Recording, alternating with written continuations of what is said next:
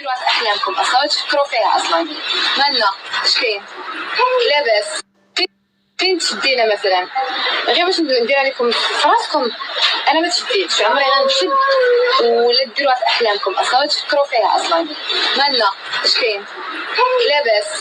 دنيا باطمة المثيرة للجدل اللي كتبغي تخلق الجدل من والو، كتبغي الصفحات يهضروا عليها وبصح داكشي اللي وقع، ولكن ها الحقيقة وداكشي اللي ما كيعرفوش بزاف ديال الناس. بعد ما ميسي قال ليها باي باي ولاحة العربيطي والعربيطي لاحة الاخ ديالو الصغير، دنيا باطمة بعد ما فضحها كذلك الترك وقال انها كتعاطى المخدرات وقال انها كتشم الغبره وانها كتلاح في اماكن ما كتجيبش الخبار وعندها البنيات وعندها هادشي كامل. كان صابر عليه الترك وساكت، ولكن اليوم في لي لايف كل مره خارج كيتشفى فيها وكيقول انه راه ما بقى عندها والو، وبعد ما مشيت وخليتها كيف ما كان الحال كنت خدام يعني مخدمها. اليوم سهرة كاينة و10 سهرات 10 ايام ما كاينينش السهرات. عيات تباها وعيات تبين انه بصح ما كاين والو من هادشي كامل. ستوريات كلام لي فان ديالها شادينها قرجه يعني مدابزه مع شوف تيفي. لها دنيا باطمة ما كتعرفش هاد العربيطي اللي كتهضروا عليه، ما كتعرفش هاد ناصر.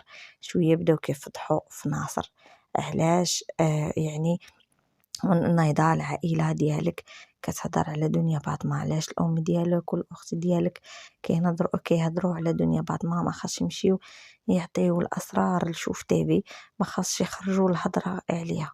ايوا دنيا باطمة مسكينه مع مهووسه بانه خاص ضروري يكون عليها القيل والقال، وكيف ما قالت في واحد الروبورتاج قالت لي ما كتكونش مرتاحه الا ما عيرهاش شي واحد، ضروري خاصو يعيرها شي واحد باش تكون مرتاحه.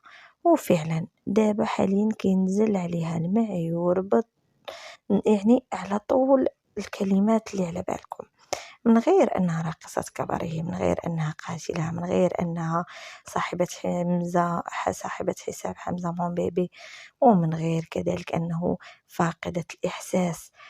يعني راه السيدة وقيلا واحد الوقيته راه كانت مرضات وتشافات، دابا رجعت الحالة اللي كانت فيها، يعني منزله واحد الرونج ومدوزه يعني الهضره للفان ديالها الحسابات انه تخطبات ومخطوبه لرجل اعمال، وهي دائما كتقول انني رجل اعمال.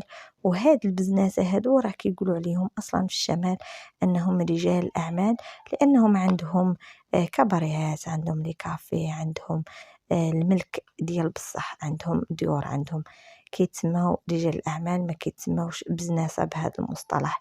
هي كتقول انه رجل اعمال جاب ليا الرونج كيف ما دارتها ديك المره فاش جات ثاني الرونج من عند ميسي ودنيا باطمه. قالت لكم انني كنعيش الحب وكنعيش حياه ما كاينش بحالها، ونايضه مصوره واحد البيت كله قلوبه كله اي لاف يو، كنبغيك انتي عاد عرفت الحياه، انا كنت ضايعه ويلي ما عرفتي المشاعر.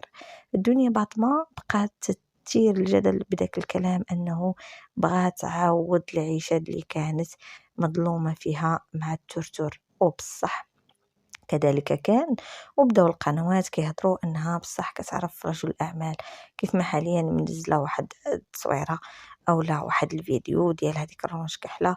والغريب في الامر انها كتكوز من اللور كتقول لهم صوروا ليا المؤخره ديالي، هي اللي ركزوا ليا في داكشي الاخر اللي كيكون في جنبها شي اشهار ديال الاكستنشن، شي اشهار ديال بومادات، شي اشهار ديال شي حاجه، عاد ركزوا ليها في الطوموبيل وبيناتها. والغريب في الامر انه ما معها لا هذا لا داك، هي كارياها فقط باش كتبان بها، ما معها لا ميسي ولا هاد ناصر، ما معها حتى شي واحد.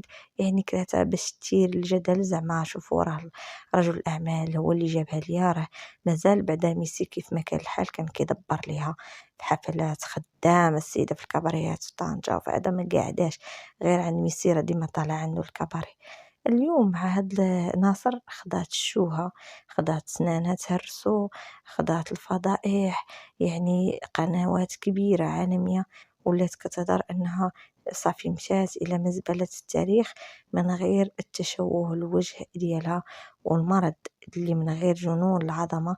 هاد المرض هذا اللي ولا فيها دي خاصني نبين، خاصني أنا اللي ما كاينش بحالي، أنا النمبر وان، أنا اليوم كملتها بالفضائح. هاد المرض اللي خاصني ندير فضيحة باش نبان، خاصني ننزل شي حاجة باش نبان، خاصني ندير شي حاجة باش يهضروا عليا، لأنه قالوا لي خاصك ديري عمل إنتاج أغاني. قلت لهم أنا راه كيهضروا عليا الناس وأنني أنا معروفة وما يمكنش نتنسى، سواء درت إنتاج أغاني أو ما درتهمش. وفعلا ها هو كنشوفو، ها تشوف تيفي راه ما شاء الله 15 يوم وهي شادها قرجة. أين نقد دنيا باطمة؟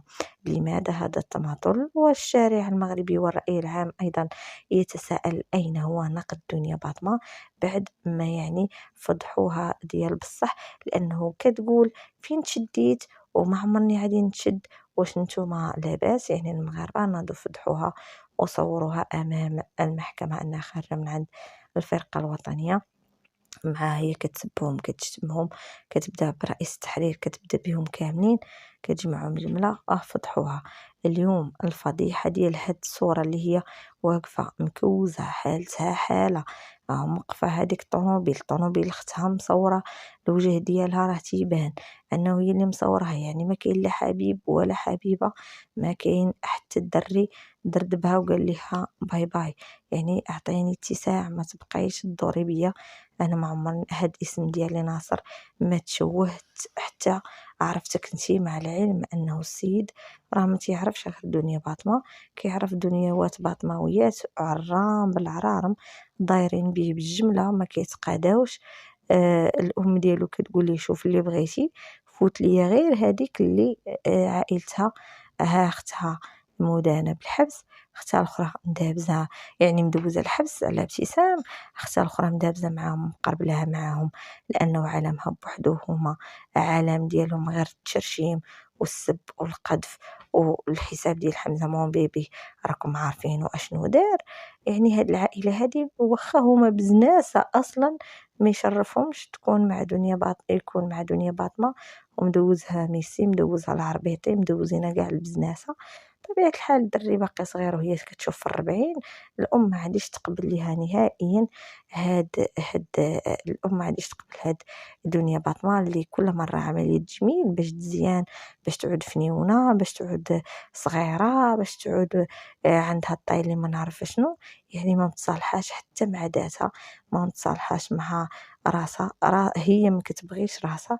كيفاش غادي تأمن وحده لولدها وتقول ليه ما عنديش مشكل ان عندها وليدات، حيت ماشي مشكل انه الزواج عنده وليدات ولا ما عندهاش وليدات. المراه عادي، كاين مطلقه كاين غير مطلقه بحال بحال، ولكن وحده ما كتهتمش يعني حتى بالاعمال ديالها، مهتمه بفمها ونيفها وعينها ومؤخرتها، وهذا هادشي كيكون مشكل كبير.